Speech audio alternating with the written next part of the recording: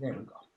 Hello, everyone. I'd like to start this panel by acknowledging that the University of Arizona sits in the original homelands of indigenous peoples who have stewarded this land since time immemorial. Aligning with the university's core value of a diverse and inclusive community, it is an institutional responsibility to recognize and acknowledge the people, culture, and history that make up the Wildcat community.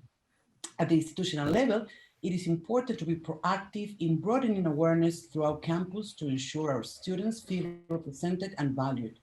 Welcome everyone, my name is Jessica Retis, I'm a faculty member at the University of Arizona and the director of our new Masters in Bilingual Journalism. We are currently accepting applications for the fall 2021 semester. We are very excited to receive our first cohort of bilingual journalists in Tucson.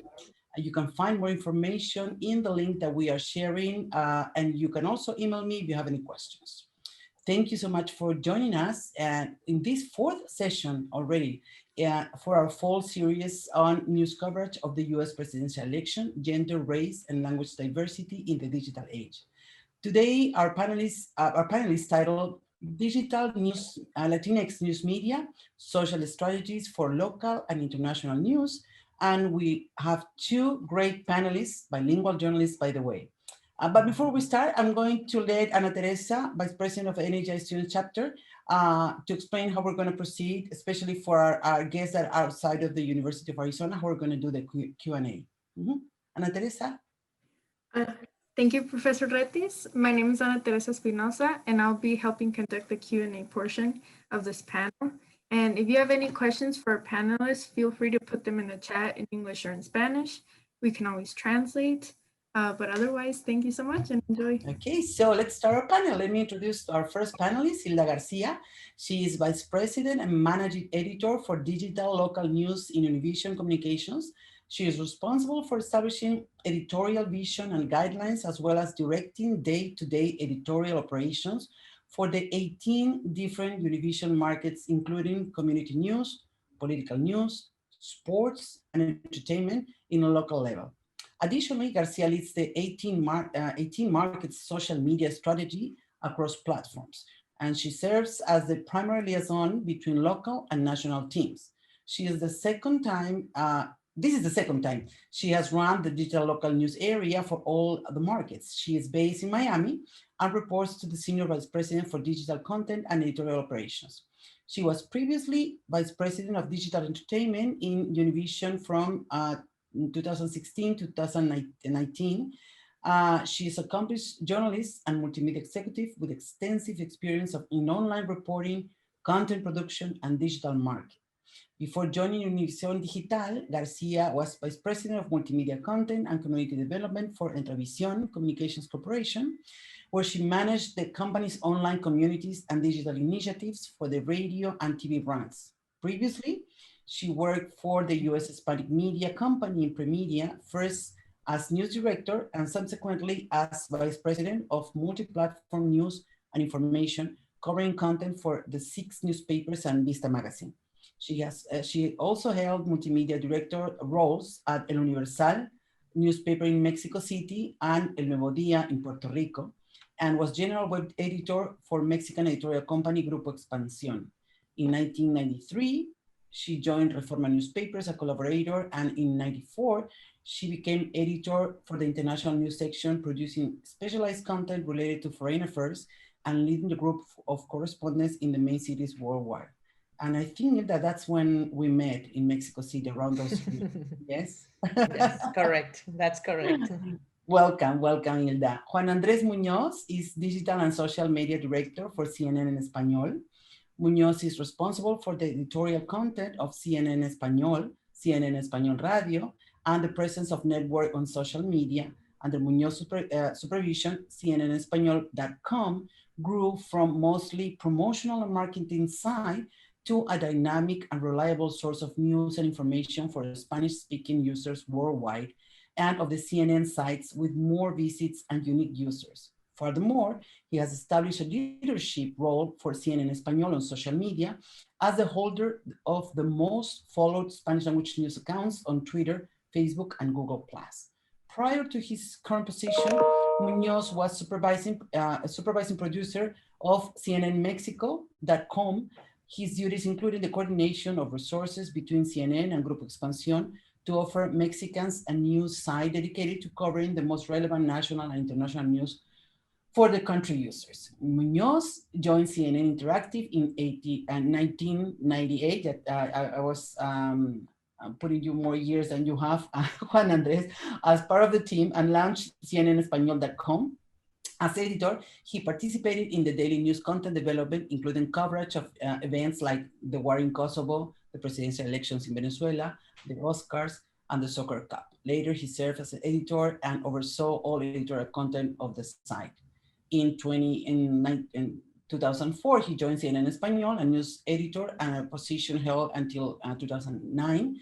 And during his period, participated in news coverage awarded by the industry with prestigious Peabody and DuPont Awards, as well as the Asian tsunami, Hurricane Katrina, and the US presidential election 2008. I can keep talking about our two great speakers and their professional experience. I cannot tell you students how proud I am that they made some time in their very busy agenda to join us and to share with us their experience, professional experience.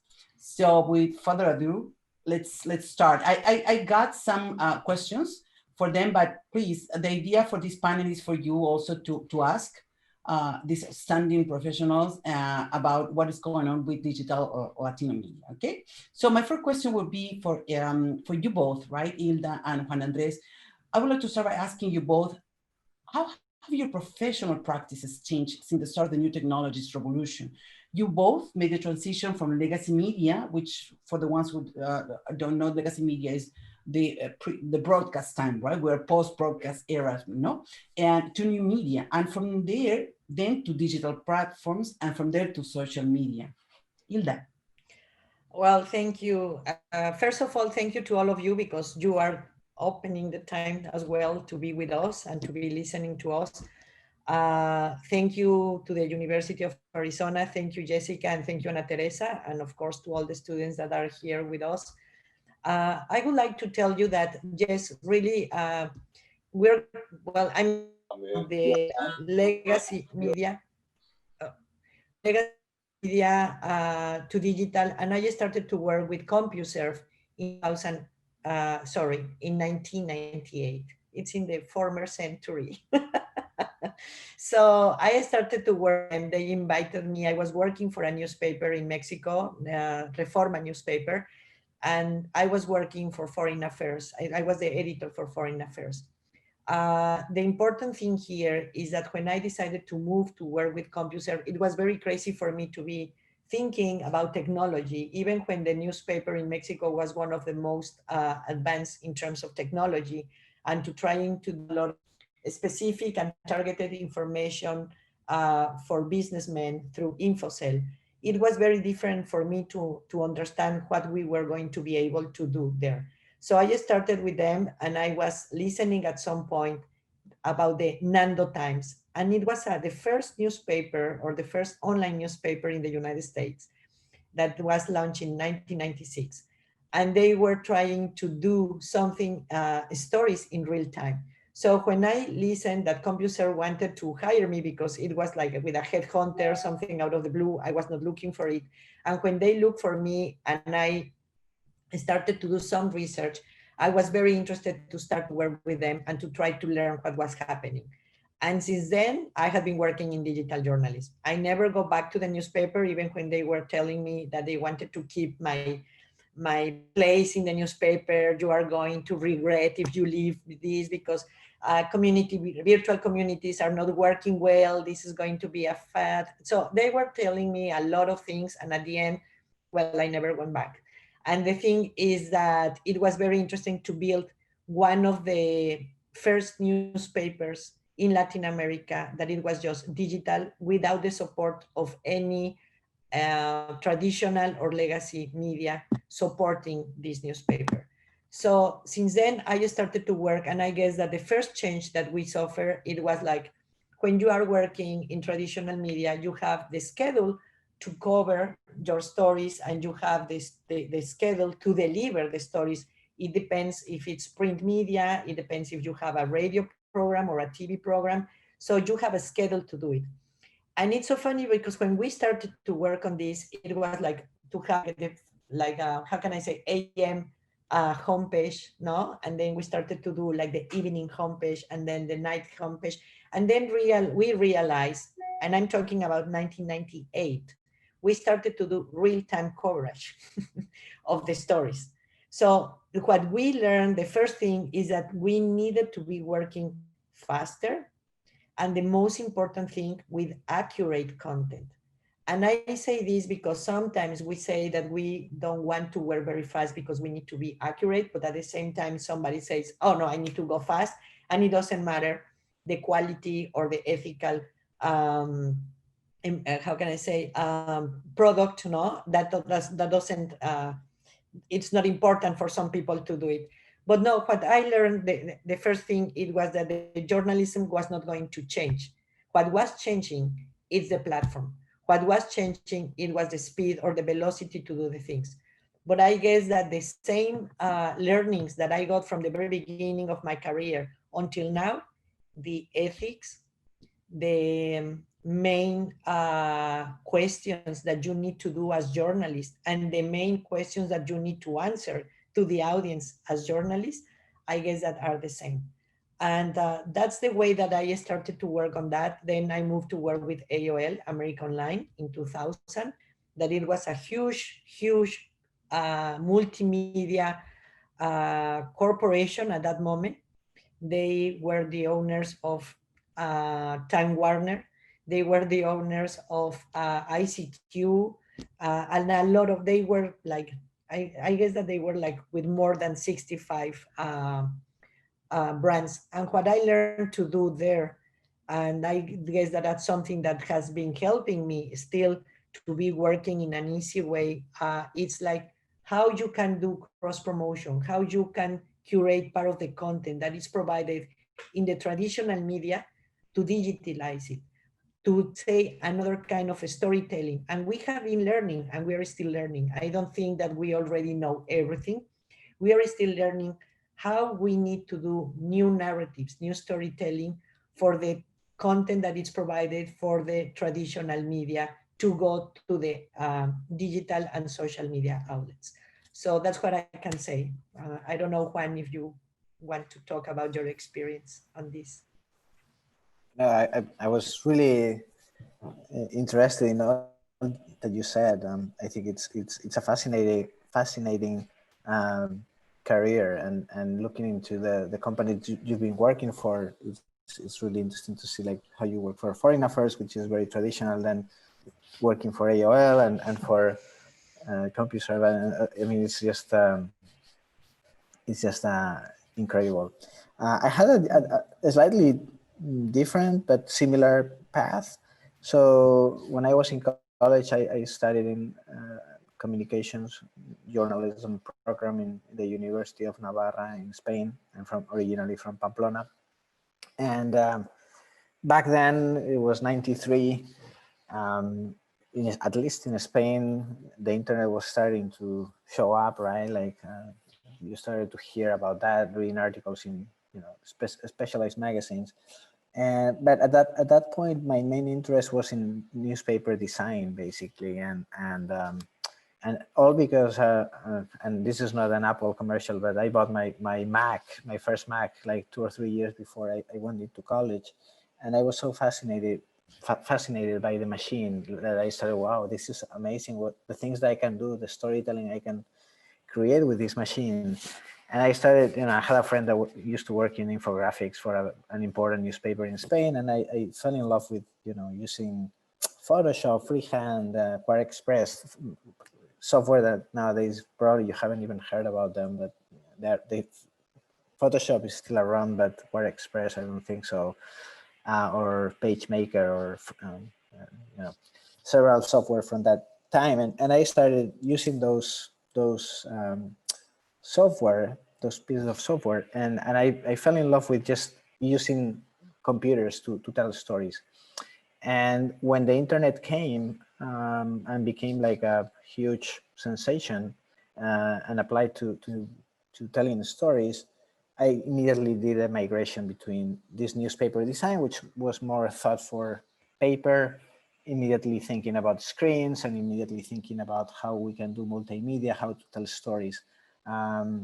So the way I look at the different media and both the legacy and the new media and internet and social and everything is like, okay, these are basically tools that allow me to tell better stories. And that's kind of the key. Like at the end of the day, we keep telling stories. It's just that the means that we have to tell those stories are getting better. And with multimedia, the ability to tell where something happens with a map, with an interactive map, or the ability to tell us, how a person reacted to something with their own words, basically with a piece of audio, or showing a picture of the area where something happened, or explaining something complex with an animation.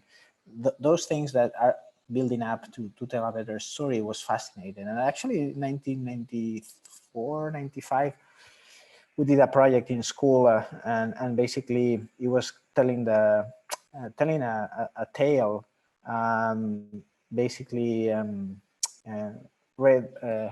Oh, I forgot the name of the character in Spanish, Caperucita Roja. I don't. What's the name in English? I forgot. But Little anyways, Red Riding Hood. The Red Riding Hood. yes, exactly. Sorry about that. So and we the challenge was how do you benefit from multimedia to tell that story, and before you had a paper, you could just write a story maybe and maybe a picture, but now you were able to tell the story from the perspective of the wolf or the grandmother or the hunter, or and we created this animated project just telling the story in a different ways and adding a map of the forest and so much more than just telling the pure story about what happened, right? So that was really interesting project that opened my eyes to how using technology and leveraging technology and the different things that come up every time to just serve the purpose, which is telling a story. I will just end with working for legacy and the transition between legacy and digital. I think being in legacy and having the experience of legacy is really important for understanding digital. Sometimes we can start working directly on digital, as it was my case.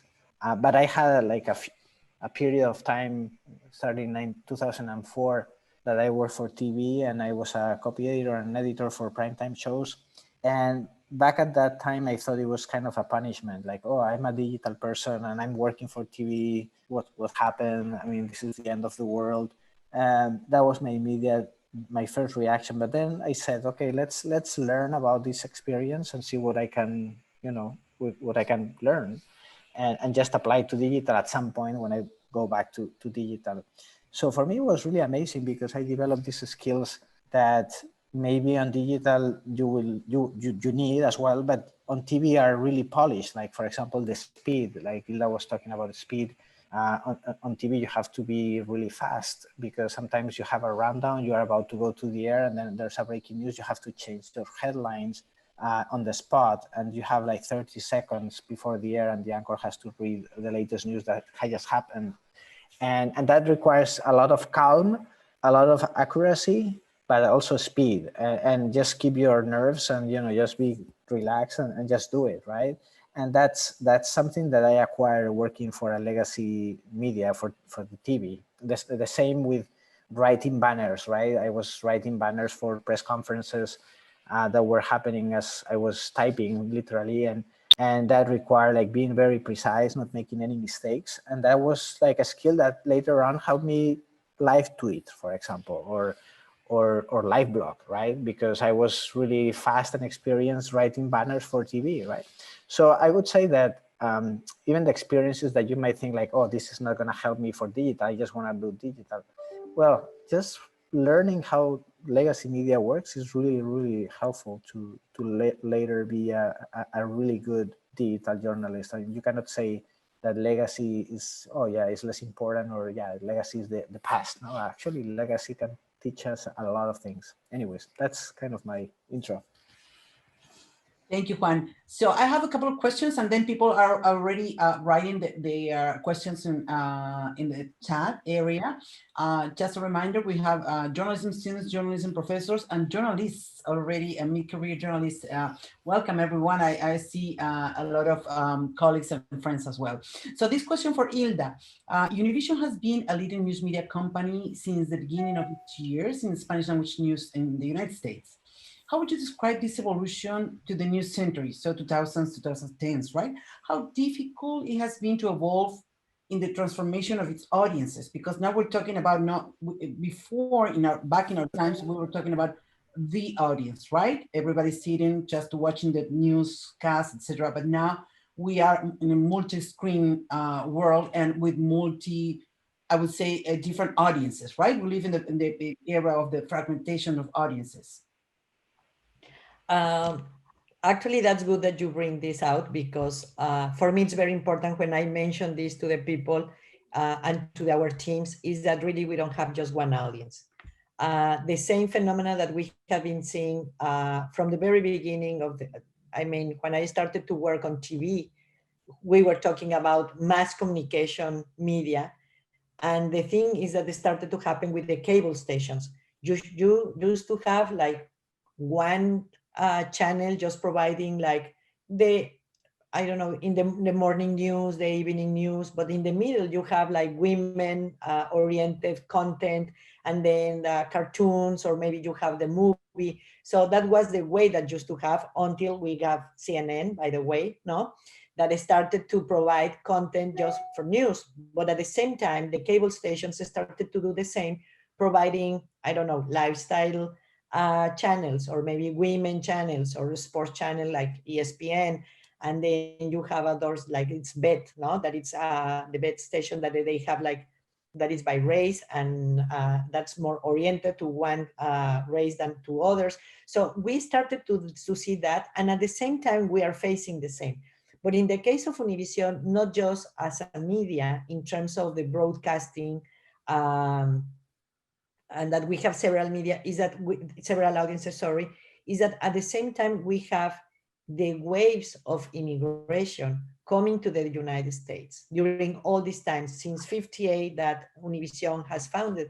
So you can find that, for example, you have in some markets, at some point you have more Mexican population in some markets, but at the same time you have, like in Miami, that I'm based now, you can see that, I remember in 2000, no, we used to have like more Cuban population in Miami, and then we started to see more people coming from Central America, or maybe from Colombia. And then we started to have a lot of people from Argentina because of the situation, the economical situation in Argentina at that time. So the Univision, besides all the changes that we have as all the media, or the media in the general market, our audiences are coming in different waves and from different countries to the United States, and we need to provide content for them as well. So we don't need to keep just one audience. Maybe we are more oriented to some audiences because it's the largest one, but not necessarily we feel that we need to provide just content for one. So we have been, at some point we have been, I cannot say struggling, but we have been doing a lot of testing and a lot of service. We have a lot of focus groups to understand our audience for the TV. And at the same time for digital, now with the tools that we have, it's easier because now you have in real time who is watching you or who is reading the story, what's the duration or the length time that they are reading the story. And we can have that kind of reaction or feedback in real time as well. But what we have been doing is to understand the migration waves, and at some point to understand where they are stop a little bit, because it's like, it depends on what's happening in the country, that you have more people or less people watching your shows in terms of the original or the origins of that audience, as I mentioned before. So now, for example, in Miami, that we used to have first, as I mentioned, Cubans, and then we have this Central America population. Now we have more Venezuelans. And if you go to to the north of the state, you have more people coming from Puerto Rico. So it's not, when we are talking about the network, we have like more audiences in all the markets, and we are trying to serve all of them. But I'm going to talk a little bit more about local and hyperlocal content, because I'm working for local at this moment. And I can tell you that when I talk about the markets, we don't treat all the markets in the same way, because we understand that even when the journalistic practices are the same, not necessarily the kind of content that we provide on the way that we talk to those audiences is the same. We need to understand the differences of all those markets, of to all of the audiences, no, to really program the content that is appealing to them and that they are going to be interested to. So that's the reason it's very important for us when we talk about a Spanish audience, is like, or Latino audiences, really we don't talk about singular, we talk about plural in terms of the audiences that are coming to the United States, that are staying for a long time, because maybe it's different the way that we talk to them or the way that they understand this country. So we need to understand those differences to do the best work in terms of programming content. And I'm telling you about this for TV and for digital or social media assets. It doesn't matter. Mm-hmm. It makes me so happy because now I see the faces of my students and when I'm taking my class, the Latinx and news media, and then nodding right, because this is exactly the kind of discussions that we have been having. And it's beautiful to have the actual people that are doing this production here. So now we're moving from hyperlocal and local, which is what Hilda works in, and she's the director of this network of different local, right, newsrooms. We're moving to the international because that's what Juan Andres is doing, right? So that's why the title of the panel, going from local to international audiences. As my students already know, and all our guests here, CNN Espanol is serving not only the Spanish-speaking population in the United States, but also internationally, right? So my question for Juan Andres will be how you would describe the way it has been adapting to the ways in which audiences now consume media, especially international. In the case of Hilda, she's talking about the different waves of immigration, right? How do you train professionals when they enter into your newsroom to understand who are you talking to? I mean, CNN in Espanol. Yeah, that's the $1,000,000 question, because and sometimes I really envy local reporters, because you have your audience really well defined, and you know exactly what their needs are, and you can talk to them in a way that they relate to your content. Whereas when you deal with international audiences, you have to cater to so many people, and you have, at the end of the day, you have to think about somebody like you're writing for, right? In our case, we try to have mainly, you know, the US audience, the Mexico audience, Colombia audience, Argentina, like the top audiences that we have, also Spain. But it's really hard because each of them is very different. Like an Argentinian and a Mexican, they have totally different interests, right? And even ways of writing.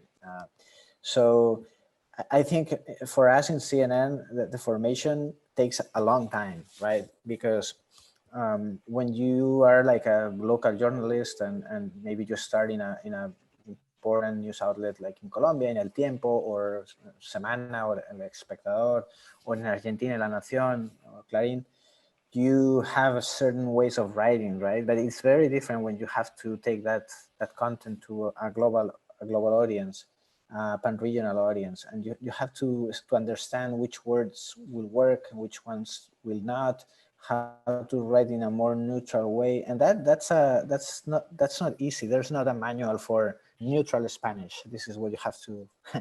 This is your style guide. No, it's something that you learn by living, by coexisting, by interacting with different people from different countries in Latin America for many years. I mean, I've been working for CNN and working with, you know, Latin American journalists for over 22 years, and I still learn something every day, like a new word or something that I should use different expressions. And so that's something that it's developed in a way, in a very organic way, like in the conversations, in the feedback that we provide to our editors, writers, but it also requires reading a lot.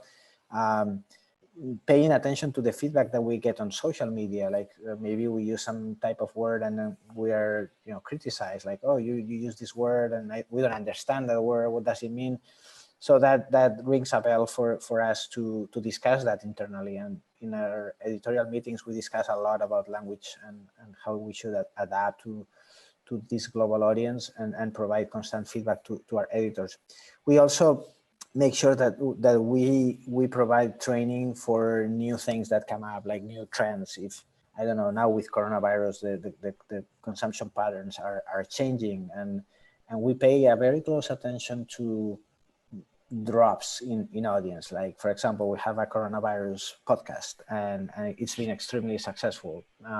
But it gets to a point that people are tired of it, and we have to pay attention to those trends and say, okay, should we start, making it less frequent? Maybe instead of daily, maybe should we go to every 2 days or 3 times a week? Or and that's extremely important to adjust and keep your eyes open and your ears open to be aware of what's going on with the audience. Also with the topics that might be especially controversial in certain countries, how do you go about them, and things that you have to be aware when you have this global, I mean, when you are, of course you are from a country, there's no pan-regional person, right?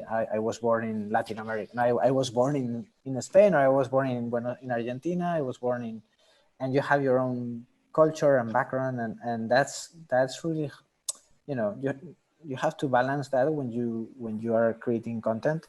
But sometimes you are blind to certain topics. Like, for example, one time we had an issue with a story about, it was a travel story that was written by one of our reporters, a travel reporter, and wrote about Fernet Branca, which is an alcoholic digestive or aperitif from Italy, but very popular in Argentina. And we wrote a story in which we kind of, in a playful way, we criticize it and about the flavor, and that it was something that it was not very good. And we became a trending topic in Argentina with that story, because people were annoyed that CNN messed up with that drink, and for Argentinians it's almost sacred, right? And we dare to criticize it, and the reaction was totally unexpected. We never thought that piece would become a trending topic in Argentina for a couple of days in a row, and that was a huge learning for us. Like, you have to be mindful of those national sensitive topics that you have to cover, but also minor things that are more cultural but that are going to cause friction, and you have to be very mindful of those. So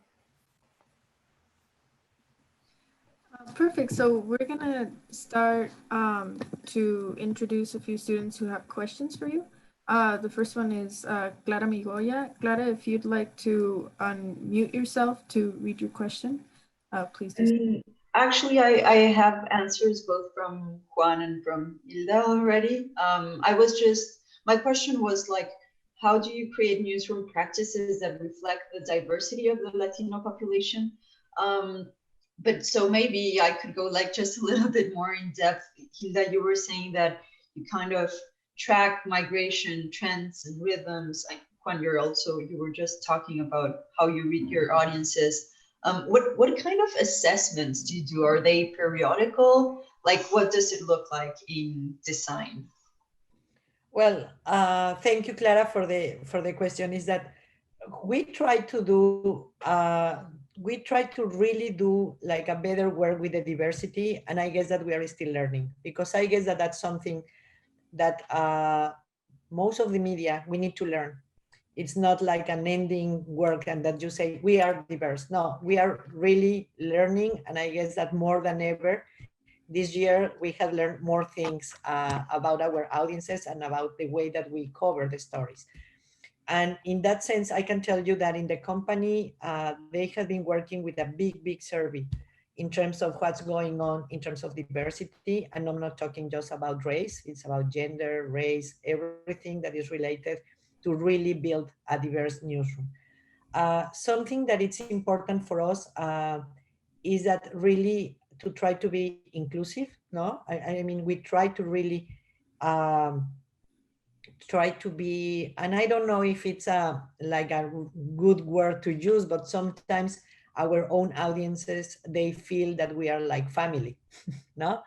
And that we provide the content to them as family, and that, for example, it's very difficult for them. And I guess that you have lived in this, because I guess that you are coming from Mexico, no? And recently. And something that is important is when people come here and they don't speak their own language, or they are not with their family, they really feel that the media that they are watching or that they are consuming, it's part of their daily, it's not just the daily consumption, is that really it's the link or the boundaries that they have related to their country or to their origin.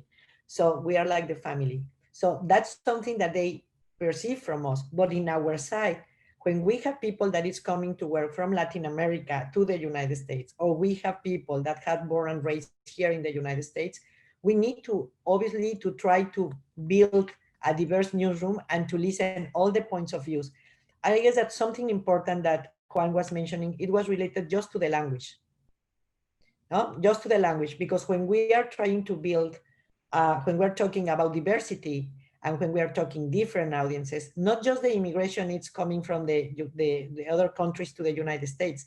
At the same time, we have a lot of immigration coming, for example, now, and this is something that happens to Jessica, but coming from California to Arizona, or directly to Nevada, or we have a lot of people that is moving from Florida to Atlanta, or that they are moving to North Carolina.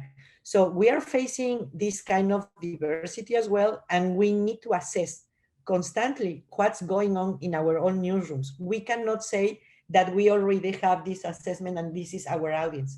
When we are talking about this, we need to talk about the changes that we are facing constantly in this environment, because of the language, or because of the economical situation. Really, we need to be very careful with the language that we use. Something that we have been trying to do as well, and I can tell you this, is to try to use real talk when we are writing our stories, or when we are saying the stories.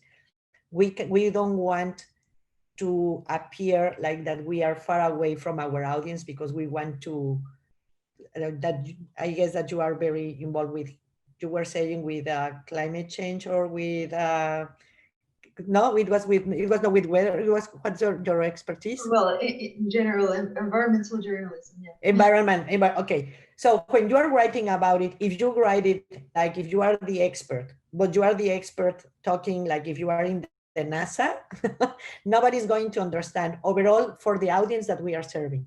So if we are going to say something that is related to environment to our audience, we need to explain that in real talk. I mean, how they can understand that. And that's the way that really we can program real content for them, and that it's appealing to them, and they are going to be interested, and they are going to try to find a solution. But if we just are in this level and we don't pay attention on the way that they consume the content, or how is the level of consumption from them, we need to say, what are the words that they use? There are some words that in Mexico we use that are very bad words for the Caribbean.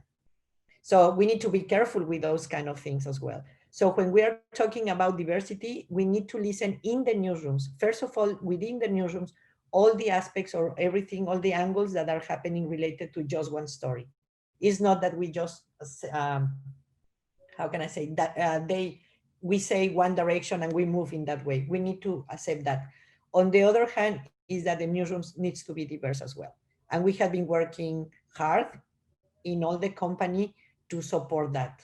I mean, in terms of, I'm telling you about gender, about race, about original country. So we are working on that to understand and to have a better way to really approach our audiences. So that's the way that we work, but we are still learning and we're still doing it. No, it's not a finish or an end work. Work. I don't know if I answered.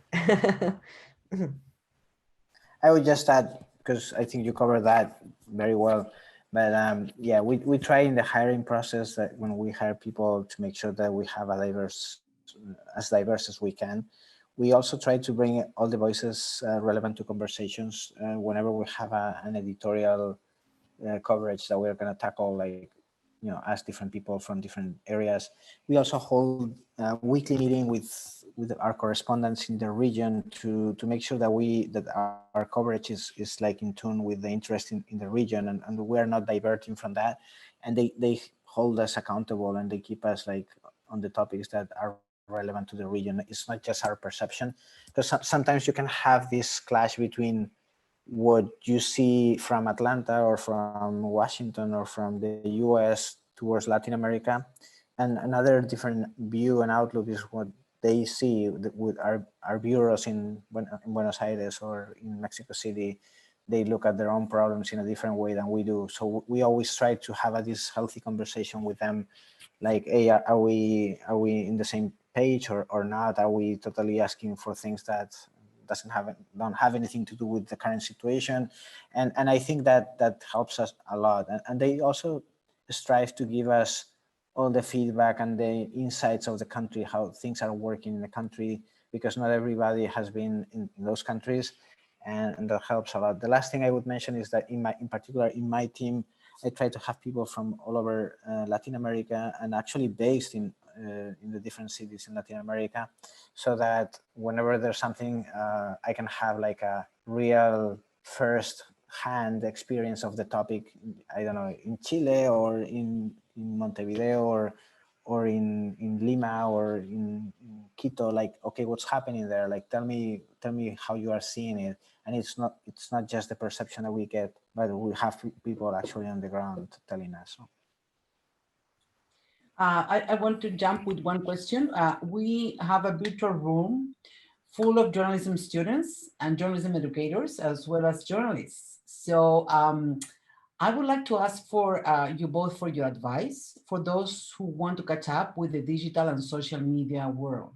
In other terms, what kind of tools are the must, right? They have to know how to use this and that in regarding the digital aspect and also in the social media aspect.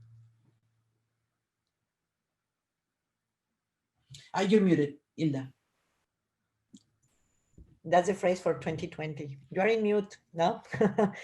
I guess that something that I would like to say is that since I started to work in digital, is that everybody has asked, what are the things that I need to learn? I guess that the most important thing is to write well. I guess that technology is changing, always is changing, and you can learn it 6 months ago and it's going to change. And then if you know how to use the algorithm for the social media outlets, they are going to change it 6 months after that.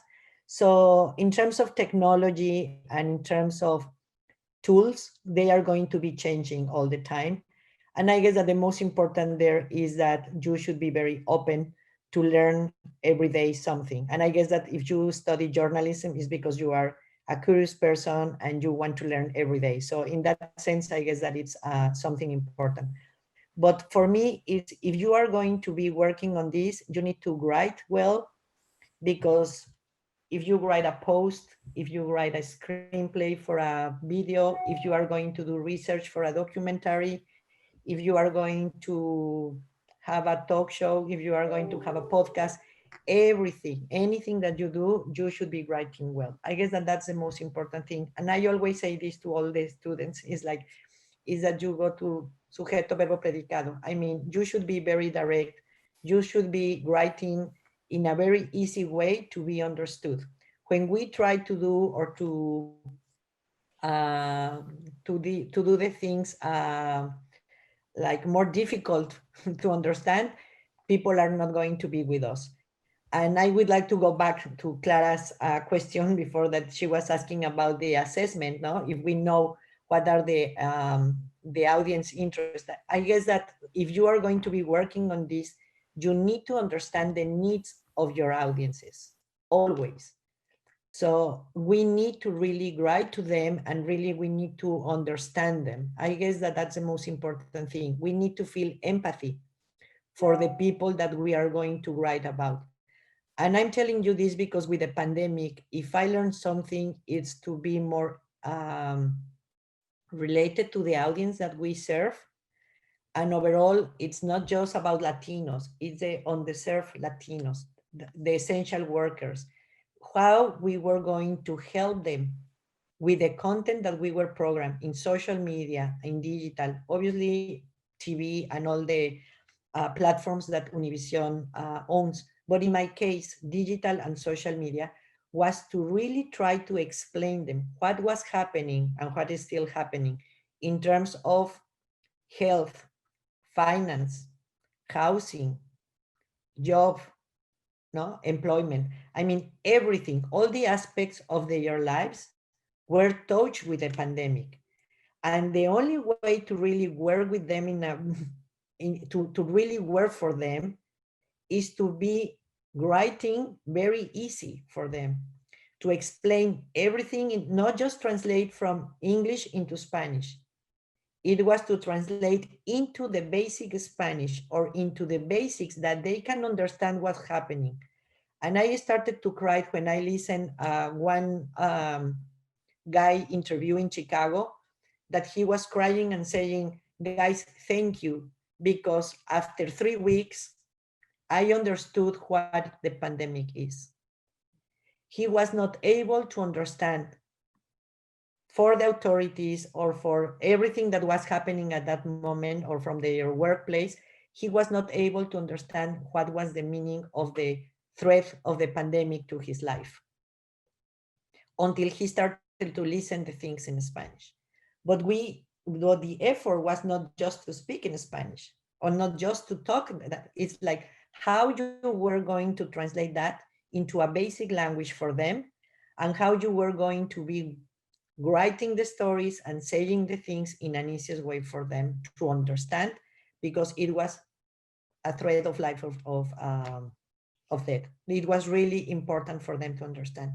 So I guess that when we say you need to write well, it's very important. It's important to write an email, to write a podcast, to write anything that you want to do, but overall to be understood by your audience. I guess that for me, that's the most important thing.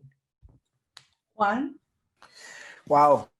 After Hilda's, words, I don't think I can add too much, because I think that's the core. Like, writing is super important, and it's something that it's probably the one skill. And I have a group of WhatsApp with my former classmates from college, and I think that's we were talking the other day about the class that was most useful after like 20 years plus working. What's the actual subject matter that was the most important that we still use? And it was writing. It was all the writing classes.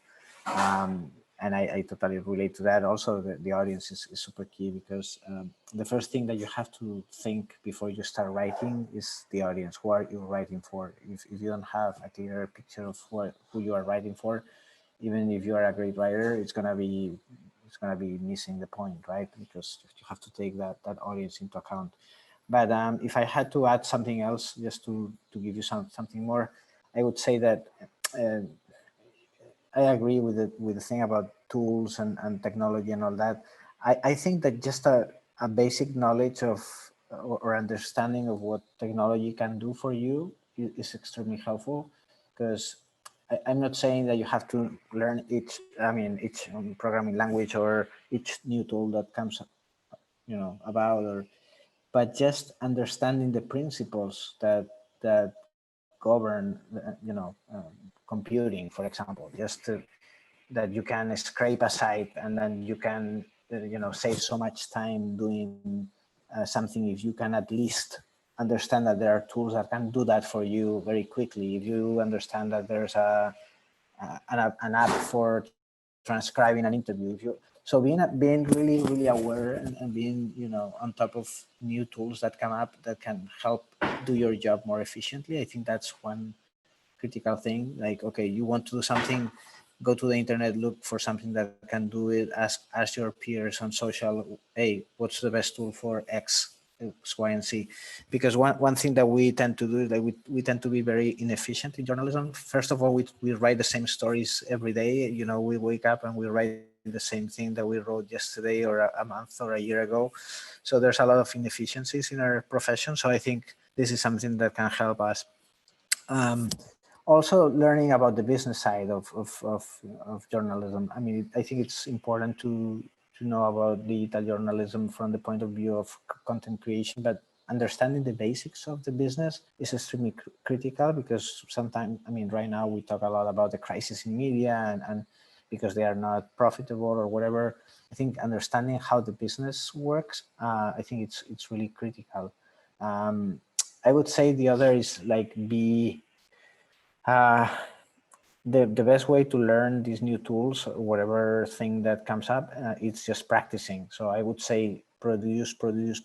Like sometimes we just maybe study or read or things like that, but we actually have to produce and get content and shipping things constantly, because that's the only way to improve and iterate on your things, on your content, on your productions, and get feedback from people so that you can constantly improve and really master those tools.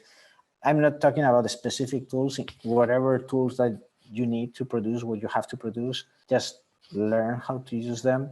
And I think that that's really important. The other couple of things I would mention is take care of the relationship that you have with your professors during college time, because they usually are on top of the latest research and things that are well ahead of the curve. And I think keeping that relationship and staying in touch with college and professors that are researching on hot topics, I think it's really important to stay on top. And last few things I would say to take care of your mental health and physical health. I think that's really also important. One comparison I usually use for digital versus TV or traditional is like on TV, it's like running like the 100 meters, right? You have a sprint, you have to get to the end of a show or to the beginning and end of a show, and you have to run, but then it finishes and you are okay, right? In digital, it's like a marathon, right? You can be riding, you can sit at 7 a.m. in the morning and you can be writing and producing content until 7 a.m. the next day, and you could totally be like that non-stop, and you have to learn when to stop and how to take care of your physical and mental health. Is really critical, especially nowadays, which is very tempting to just be working and working. So wonderful answers. So we have more questions. The next question we have from Gabriel Grano. If you'd like to unmute yourself and read your question. Yeah, my question is just for anyone, for Juan or for Hilda. It's just pretty, just how will digital media, in your opinion, both sides just shift in the future after the COVID pandemic has really affected or made the media adapt? Yeah. I guess that's a very important and interesting question, because we know that everything had changed, and we don't know how it's going to affect in the future. But what I can tell you is that in terms of the integration of the linear TV and digital, we have like a speed of the technology in all the aspects. I mean, when we used to have Zooms in our digital meetings, it was something that it was not a very common practice, maybe in some of the newsrooms. Now everybody have a Zoom interview, not just for the meetings. Now you are using for the production of the TV shows.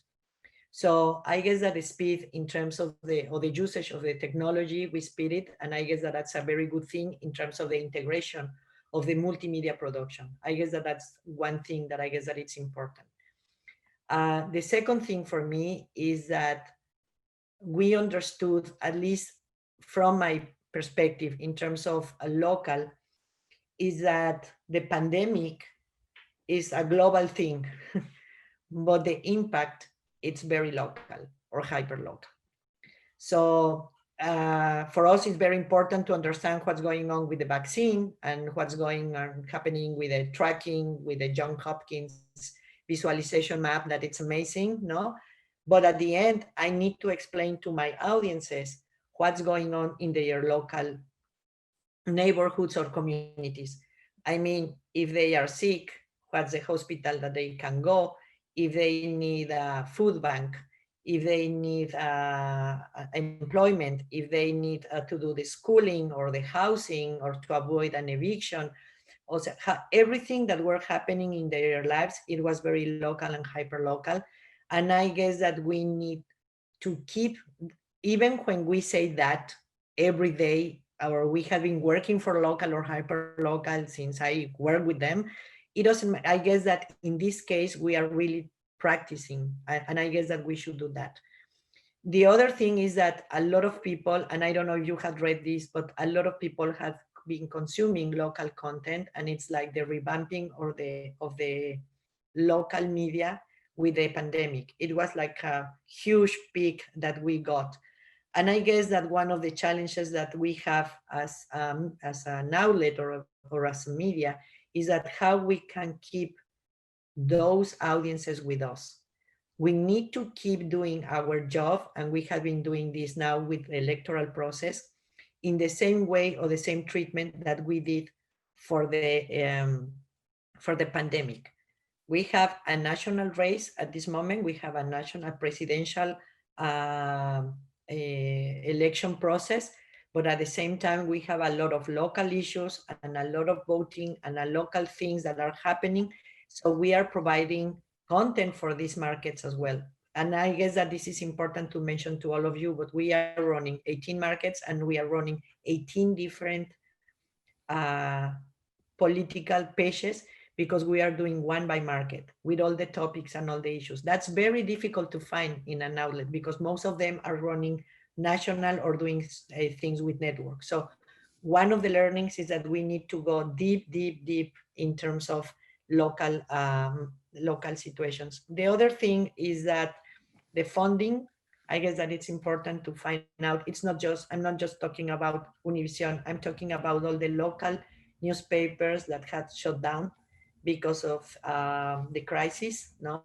Because as you know, TV and digital went, they have a peak during the pandemic where the print media went down because obviously you cannot deliver it and the people were not using it. So the newspaper, so they don't want it to touch it. So that's part of the situation. So, well, and another kind of situation because it was something that was happening from the past. But the funding, I guess that that's something very important to mention, is that it's a challenge that we are facing. And the other one that I guess is that we need to fight the fake news. We need to fight all the misinformation and the misleading content that appears in all the media. And we need to fight in the same way. So that's something that we have been doing. And it's like to do a special social media cards with trusted content to try to avoid, because you know, grandma, aunts, moms, everybody are like sometimes, no, my grandma or my grandpa, and they are sharing some of the, I mean, fake news, no, that are in social media, and they are growing and growing this. So what we started to do is to do, against that, we started to do social cards with trusted content in an easy way to understand, and that they were able to share it. And it was a way to try to do it against those fake news. We try to do something to help those communities to don't be, I don't know, but it's like, I feel very bad when I listen to things that are happening or that they feel that it's like the no vaccine or that the 5G or everything that is happening in all these environments. So we try to avoid the fake news. And the last thing is that we need to cover, we need to have a better coverage of our communities. I guess that the Latinos were the part of the essential workers.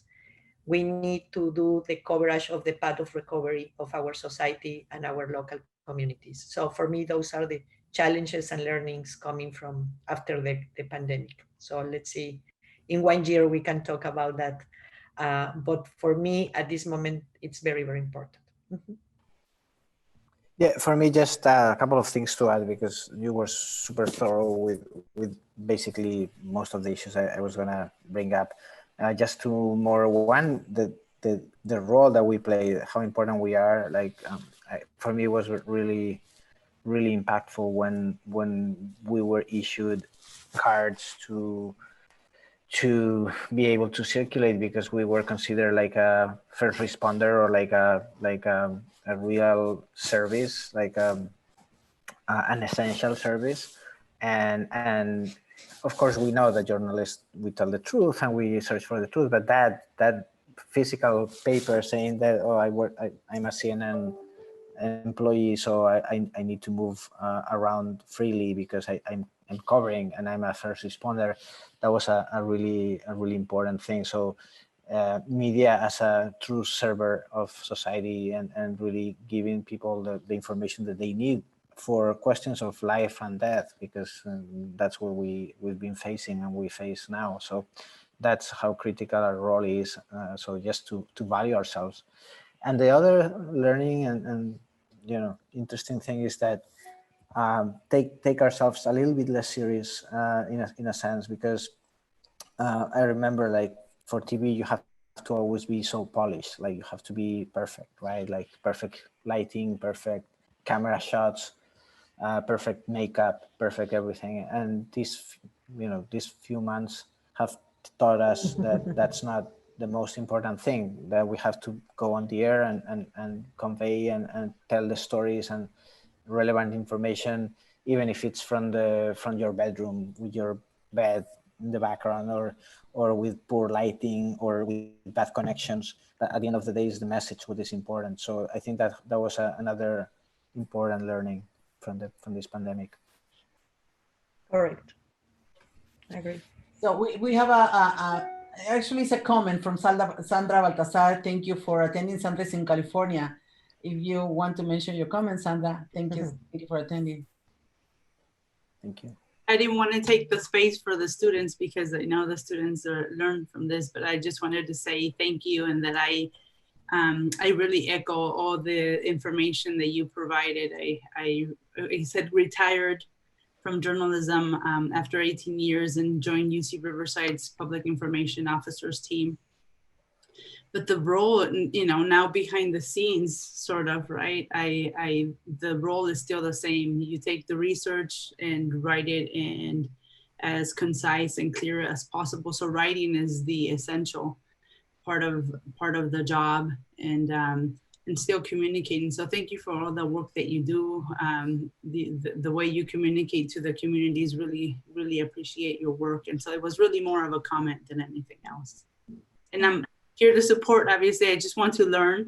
This is PR is a little bit of a little different, a lot of skills transfer, but I'm here to learn still now with this new mindset and try to see how I can help as well. So if I can help Hilda and Juan with any resources, I'm happy to do so as well. Thank you, Sandra. I think Benito has a question as well, right, Benito? Yeah, thank you. Yeah, likewise, thanks for coming here to talk. I was curious about how much young Latinx like myself, specifically that are US born, and that grew up with digital in sort of the digital age, how much they sort of are a part of your imagined audience or your perceived audience, or who you guys think you're talking to. I think it's just especially interesting with both yourselves, Juan and Hilda, because you guys both work for legacy media. I'd imagine that as we're growing up, generally we're probably going to attach to digital native media, and probably just more certainly digital media, regardless of whether it's legacy or native. And then also, if you're US born, you might speak English as opposed to Spanish, or just prefer it. So I'm just interested in how those factors sort of might pull or put the younger Latinx in your audience, and sort of how much they play a part in the way content's put up. Well, I can tell you that that's a very interesting question, because that's something that as a company, obviously we always are asking us ourselves. And since I joined Univision, I can tell you that we have been doing a lot of focus groups, surveys, testing, a lot of things.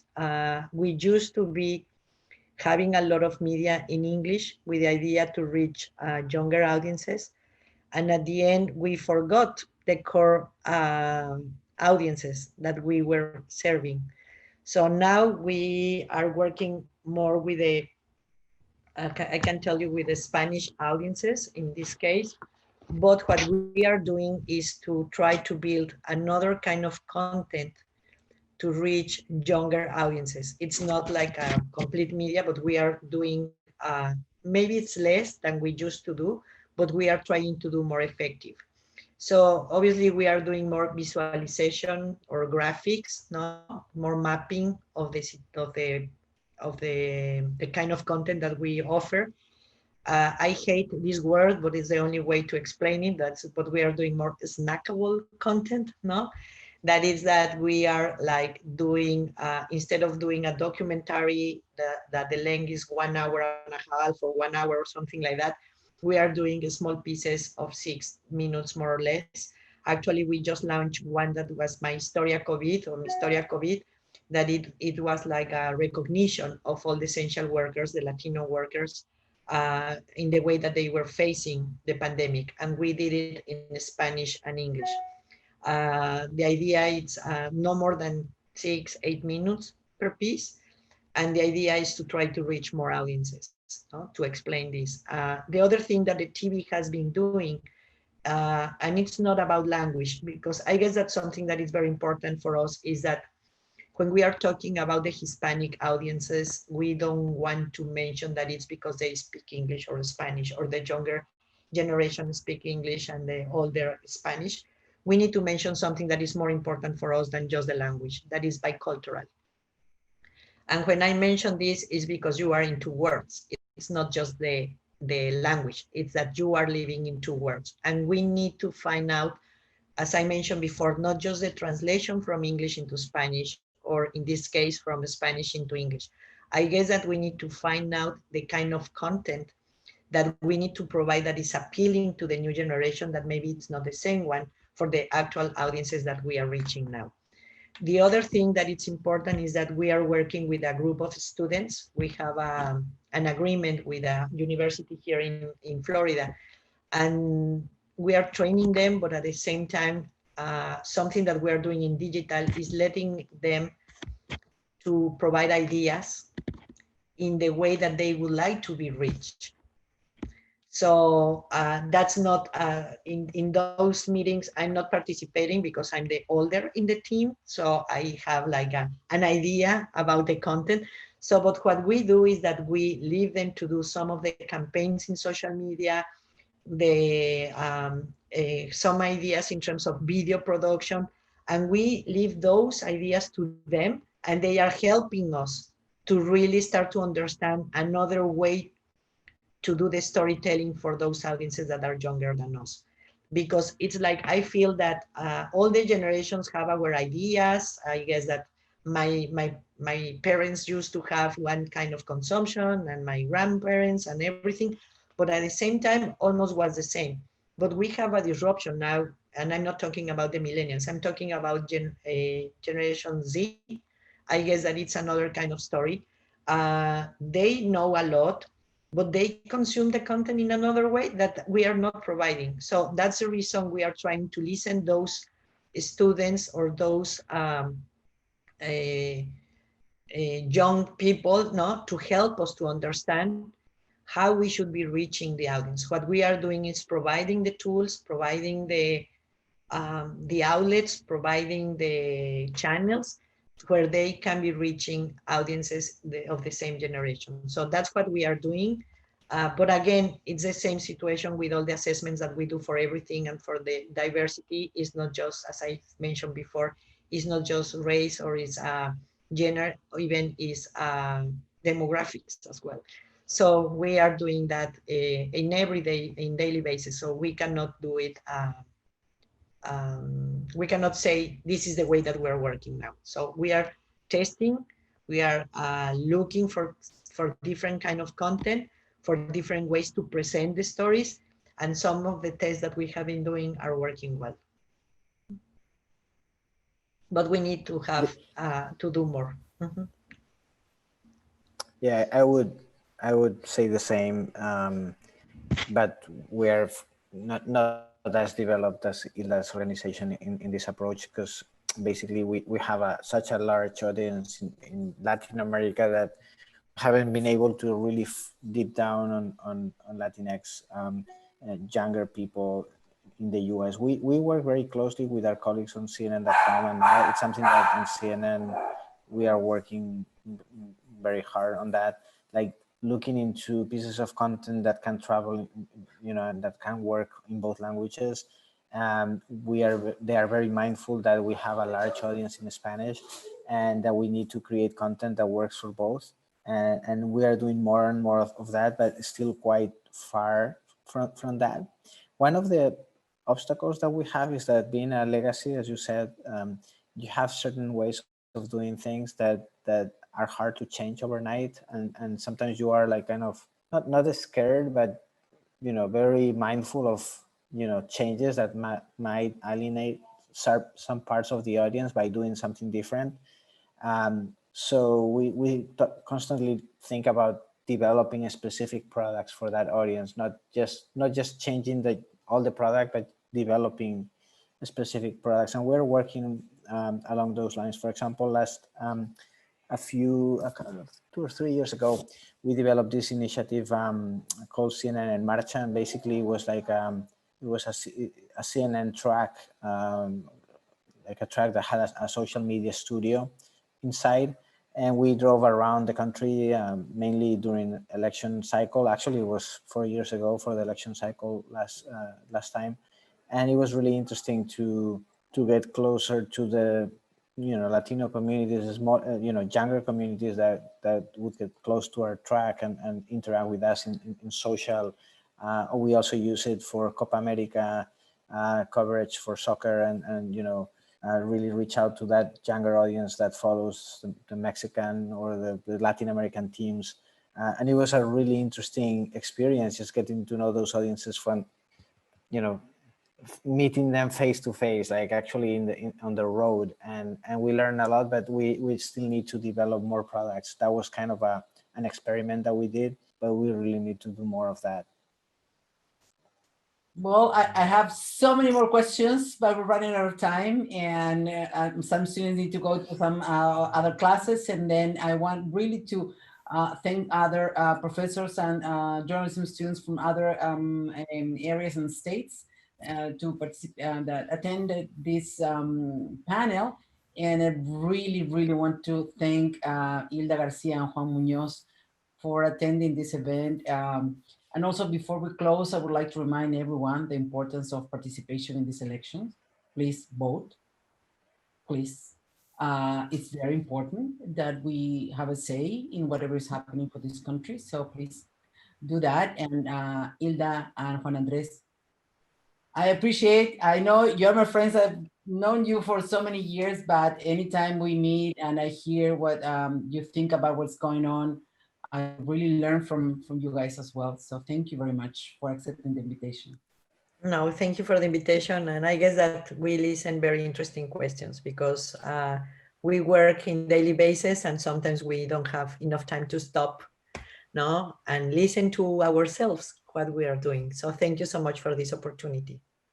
Thank you, Jessica. This was great, and making this time to hang out with the students and listen to their concerns and questions is really, really refreshing. So thank you everybody for joining, and looking forward to a next panel at some point. Thank you. Thank you very much. Thank you, everyone, and see you in the other one. Bye. Bye. Bye.